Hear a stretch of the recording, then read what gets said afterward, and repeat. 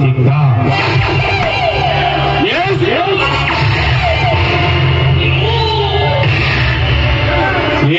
ಸಿಂಧು,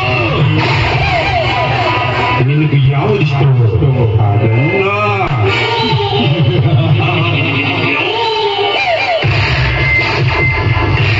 ಯಾರವರು? ನಾನೇ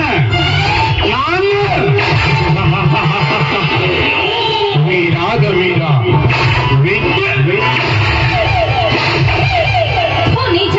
ಮತ್ತೇಕೆ ಬಂದೆ ಇಲ್ಲಿಗೆ? ಹರಳಿನಿಂದ ಪುಷ್ಪ ತನ್ನ ಮಧುಮಗಳ ಅಂದರವನ್ನು ಹೀರಲು ಬಂದ ತುಂಬಿಯನ್ನು ಏಕೆ ಎಂಬುದೊಂದು ಕೇಳುವುದು ಸಹಜ.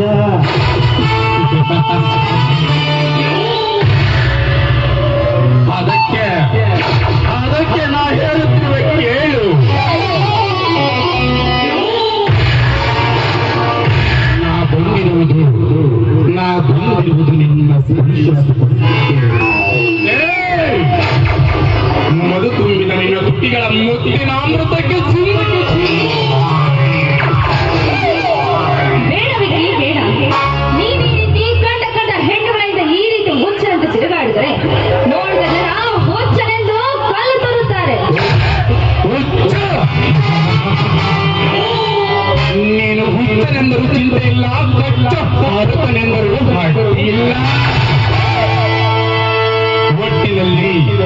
ಒಟ್ಟಿನಲ್ಲಿ ನಿನ್ನ ದೇಹ ಸುಖ ಸಿಕ್ಕರೆ ಸಾಕು.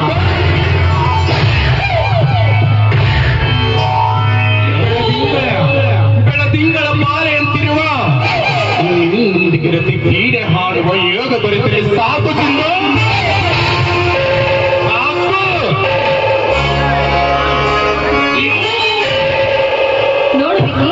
ನಾನು ಈಗಾಗಲೇ ಬೇರೆಯವರ ಪ್ರೇಯಸಿಯಾಗಿದ್ದೇನೆ. ಮತ್ತೊಬ್ಬರ ಪೂಜೆಗೆ ಮೀಸಲಾಗಿರುವ ಈ ಹೂವನ್ನು ತನ್ನ ಪೂಜೆಗೆ ಬೇಕೆಂದು ಕೇಳುವುದು ಯಾವ ಧರ್ಮ?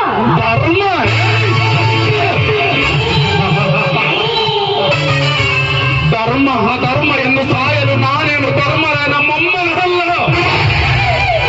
ನನಗೆ ಗೊತ್ತಿರುವುದು ಒಂದೇ ಧರ್ಮ, ಅದು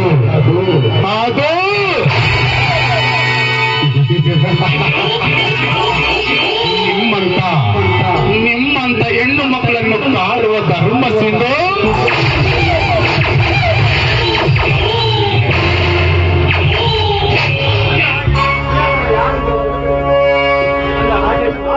ಅಂದ ಹಾಗೆ ನಿನ್ನ ಪ್ರಿಯತಮ ಯಾರೆಂದು ತಿಳಿಸಬಹುದಲ್ಲ? ಈ ಊರ ಬಡಜರ ಮುದ್ದಿನ ಕಣ್ಮಣಿ ಪ್ರೇಮ್. ಇನ್ನೊಂದು ಸಾರಿ ಅವನ ಹೆಸರು ಎತ್ತಿದರೆ ನಿನ್ನ ನಾಲ್ಗೆ ಕತ್ತರಿಸಿ ಬಿಟ್ಟನು. ಹುಷಾರ್. ಹುಚ್ಚು ಎಣ್ಣೆ ನೋಡೆ, ಬೇರೆ ಯಾರೇ ಆಗಿದ್ದರೂ ನಾನು ಸೋತಿನಿಂದ ಸುಮ್ಮನಾಗುತ್ತಿದ್ದೆ. ನಿನ್ನ ಪ್ರಿಯತಮ ಎಂದ ಮೇಲೆ ನೀನು ಒಂದು ಕ್ಷಣವಾದರೂ ನನಗೆ ಸೆರಗಾಸಲೇ.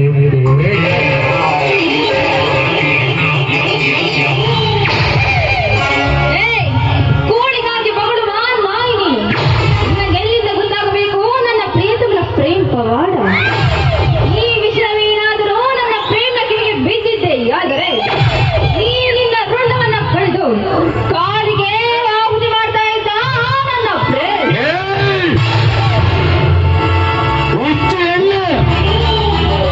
ಕಾದಿನ ತಲೆಗಿನ ಆಟದಾನಿಗೆ ಎಂತ ಹೊಂದಬೇಕಂತೆ. ಎದಮಿಂದ ಎಂಟಿಗಳ వచ్చి ಮೂತಿನಿಂದ ಮೀಸೊಂದಿಪ್ಪಿನ ಮಗಾಡು ಬಿಡು.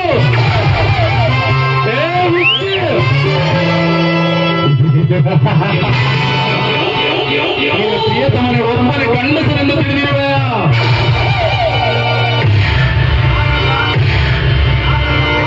ನಾನಲ್ಲ, ಕೈಗಳಿಗೆ ಪಡೆ ಕೊಟ್ಟಿರುವ ಹೆಂಗಸರೆಂದು ತಿಳಿದಿರುವೆ. ಅದೆಷ್ಟೋ ಹುಡುಗಿಯರನ್ನು ರಸ್ತೆಯಲ್ಲಿ ನಿಲ್ಲಿಸಿ ಬೆತ್ತಲೆ ಮಾಡಿ ಶೀಲಹರಣ ಮಾಡಿದ ಸರದಾರನ. ಅಂತಹದರಲ್ಲಿ ನೀನು ಯಾವ ಕಲೆ ಪುಣ್ಯ ಅರ್ಥದಲ್ಲಿ ಕಿತ್ತೇಸುವೆ. よ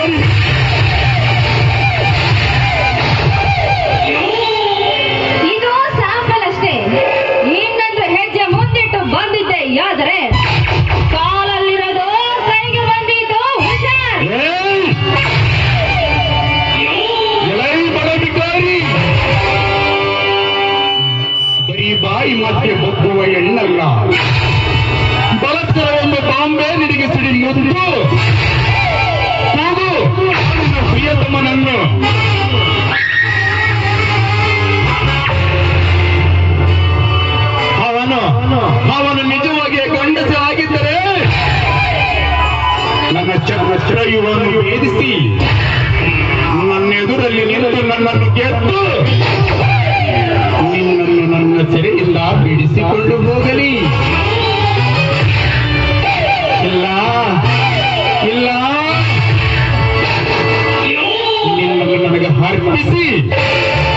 ನಿನ್ನನ್ನು ನನಗೆ ಅರ್ಪಿಸಿ ಎಲ್ಲಾದರೂ ತರಮಡಿಸಿಕೊಂಡು ಹೋಗಲಿ.